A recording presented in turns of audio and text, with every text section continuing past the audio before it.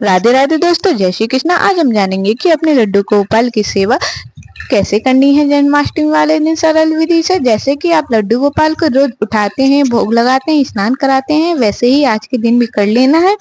उन्हें आज पंचामृत से स्नान कराना है, जब लड्डू गोपाल का जन्म हो जाए तब भी और सुबह भी। आज के दिन 2 टाइम लड्डू गोपाल को स्नान कराया जाता है और माखन मिश्री का भोग लगाया जाता है।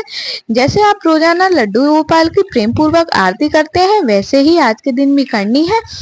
और उसके बाद जो शाम की पूजा होती है वह 5:30 से 6:30 के बीच में कर लीजिएगा, क्योंकि लड्डू गोपाल को 7 बजे के बाद सुला दिया जाता है। उनके जन्म के लिए आप किसी लाल या पीले रंग की चुन्नी या वस्त्र से लड्डू गोपाल को ढक दीजिएगा। उनके समीप एक खीरा रख दीजिएगा, और एक सिक्का डंठल वाला खीरा मिल जाए तो बहुत अच्छी बात है, नहीं तो आप किसी भी प्रकार का खीरा ले सकते हैं और कितने भी रुपए का सिक्का ले सकते हैं, जिससे आसानी से वह खीरा और डंठल अलग हो सके। आज की जो मुख्य पूजा होती है वह रात्रि 12 बजे के बाद ही मानी जाती है, लड्डू गोपाल के जन्म के बाद।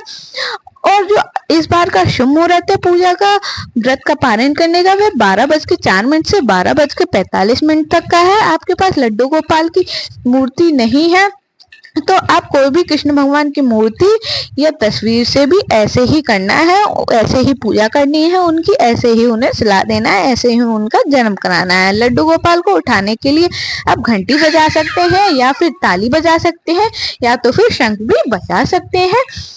ये सब आपको पता लग जाएगा मंदिरों की घंटी से या फोन से या टीवी से कि लड्डू गोपाल का जन्म हो गया है, तभी आपको लड्डू गोपाल का जन्म करा देना है। लड्डू गोपाल का जन्म कराने के बाद में आपको खीरा काटना है। खीरा काट से ही लड्डू गोपाल का जन्म पूर्ण माना जाता है। जो खीरे का डंठल होता है उसे खीरे से अलग किया जाता है। जैसे माँ से बच्चे को गर्भनाल काट के अलग किया जाता है, ऐसे ही खीरे के डंठल को खीरे से अलग करके माँ से बच्चे को अलग करने का भाव माना जाता है। और जो डंठल वाला हिस्सा होता है वह आप किसी भी पेड़ की जड़ में गाड़ सकते हैं, मतलब मिट्टी में गाड़ सकते हैं, या तुलसी का पेड़ होता है उसकी भी मिट्टी में आप गाड़ सकते हैं। जो बाकी का बचा खीरा होता है उसे अपने घर के लोगों में प्रसादी के रूप में भी दे सकते हैं। लड्डू गोपाल का जन्म कराने के बाद उन्हें पंचामृत से फिर स्नान कराएंगे। पंचामृत में हम शहद, दही, घी, शक्कर और दूध और कहते हैं दही मिला के उन्हें पंचामृत बना के उन्हें स्नान करा देंगे। पहले हम शुद्ध जल से स्नान कराएंगे, फिर पंचामृत से स्नान कराएंगे। आप चाहें तो सारी चीजें अलग अलग लगा के भी लड्डू गोपाल को स्नान करा सकते हैं, लेकिन मैंने यहाँ पे सब कुछ मिला के पंचामृत बना लिया है, फिर उन्हें शुद्ध जल से स्नान करा रही हूँ। जो पंचामृत है स्नान कराने के बाद लड्डू गोपाल के चिन्नामृत बन जाता है, और ये घर के लोगों में प्रसादी के रूप में दे दीजिएगा।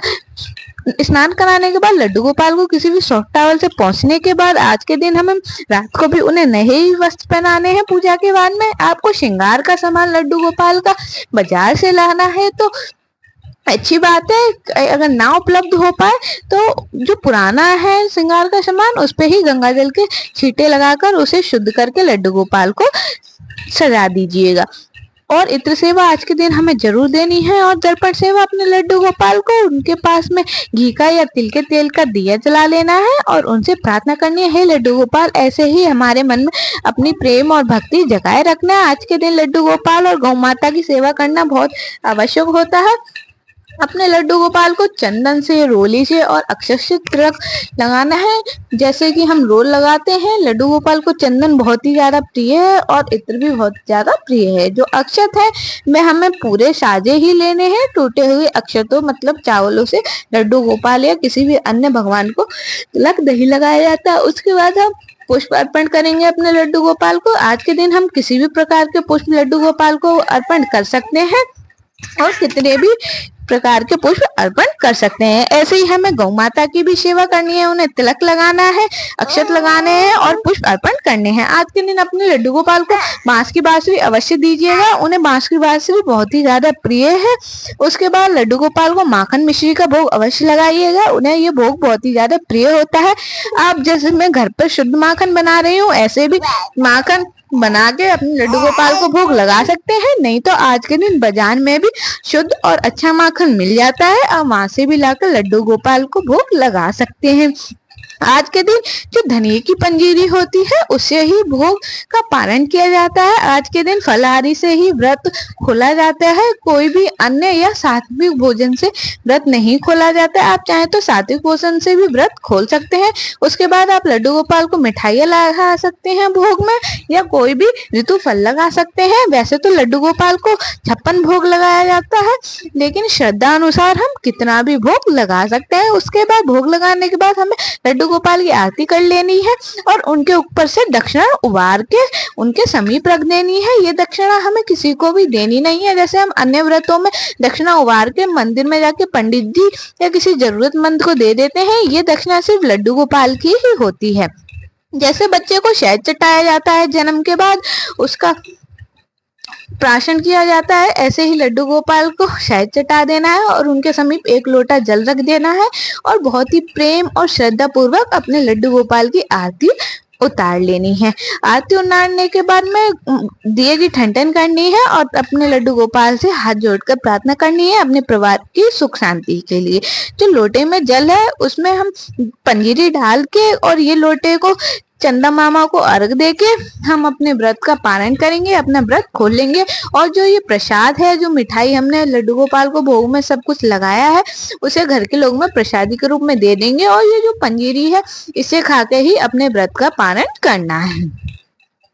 प्रसादी के रूप में देने के बाद में सारी पूजा विधि करने के बाद में अपने लड्डू गोपाल से हाथ जोड़ के प्रार्थना करनी है, लड्डू गोपाल ऐसे ही हमारे मन में अपनी श्रद्धा भक्ति जगाए रखना। और आज के दिन लड्डू गोपाल को झूला झुलाना भी आवश्यक होता है। आप चाहें तो ये सब करने, पूजा करने से, व्रत खोलने से पहले भी लड्डू गोपाल को झूला झुला सकते हैं या व्रत खोलने के बाद भी झूला झुला सकते हैं, लेकिन लड्डू गोपाल को झूला आज के दिन अवश्य झुलाना है। लड्डू गोपाल को झूला झूलना बहुत ही ज्यादा प्रिय है। जैसे बालक को, छोटे बच्चे को झूला झूलने बहुत ही ज्यादा प्रिय होता है, ऐसे हमारे भी लड्डू गोपाल बहुत ही नन्हे से बालक हैं, छोटे से, आज ही उनका जन्म हुआ है। आज के दिन उन्हें झूला झुलाना बहुत ही आवश्यक है। लड्डू गोपाल है जो हमारे भोग से या हमारी श्रद्धा से कहते हैं दिखावे से प्रसन्न कभी नहीं होते हैं। कई लोग होते हैं जो दिखावे के लिए चढ़ा देते हैं, लेकिन मन में उनके में श्रद्धा नहीं होती है। लड्डू गोपाल तो सिर्फ मन की श्रद्धा से ही प्रसन्न हो जाते हैं हमारे। इसलिए याद रखिएगा कि लड्डू गोपाल को ज्यादा ना चढ़ा पाए, कुछ भी ना हो पाए, तो ऐसा मत समझिएगा कि लड्डू गोपाल हमारे नाराज हो जाएंगे। वह तो सिर्फ हमारी